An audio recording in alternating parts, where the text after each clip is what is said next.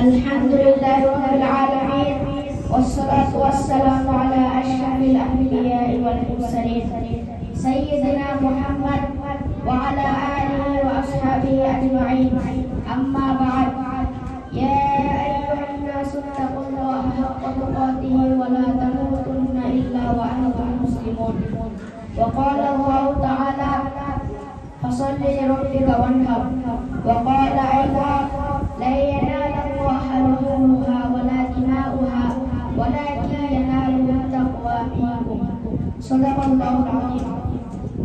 সম্মানিত সভাপতি, বিচারক মণ্ডলী এবং উপস্থিত শ্রোতাবৃন্দ, আজ আমি আপনাদের সামনে যে বিষয়টি আলোচনা করব তা হলো কোরবানির গুরুত্ব ও তার ফল।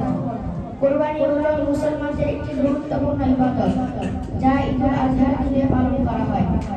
এটি কেবল একটি পশুজবাই নয়, বরং আল্লাহর সন্তুষ্টির জন্য নিজের প্রিয় বস্তু ত্যাগ করার প্রতীক।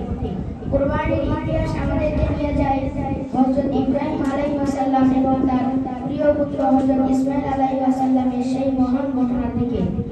যখন আল্লাহ তাআলা হযরত ইব্রাহিম আলাইহিস সালামকে তার সবচেয়ে প্রিয় জিনিস কোরবানি করার নির্দেশ দেন, তখন তিনি বিনা দ্বিধায় তা মেনে নেন। আর ইসমাঈল আলাইহিস সালাম আল্লাহর আদেশে নিজেকে উৎসর্গ করতে প্রস্তুত হন। সম্মানিত হাজিরিন, এই ঘটনা থেকে আমরা শিক্ষা পাই আল্লাহর প্রতি পূর্ণ আনুগত্য, ত্যাগের মানসিকতা ও দৃঢ় ঈমান। প্রিয় ভাই ও বোনেরা, আল্লাহ তাআলা কোরআনে বলেন, তাদের গোশত বা রক্ত আল্লাহর কাছে পৌঁছায় না, বরং পৌঁছায় তোমাদের তাকওয়া। অতএব কোরবানির মূল উদ্দেশ্য হলো তাকওয়া অর্জন।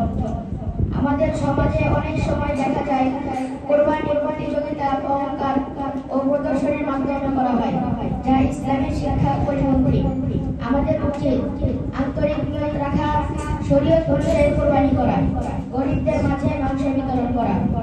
শেষে আমি বলবো, কোরবানি শুধু পশু জবাই নয়, বরং নিজের অহংকার, লোভ ও খারাপ কাজগুলো কোরবানি করার নামই প্রকৃত কোরবানি। আল্লাহ আমাদের সবাইকে কোরবানির সঠিক শিক্ষা গ্রহণ করার তৌফিক দান করুন। সকলে বলে আমিন।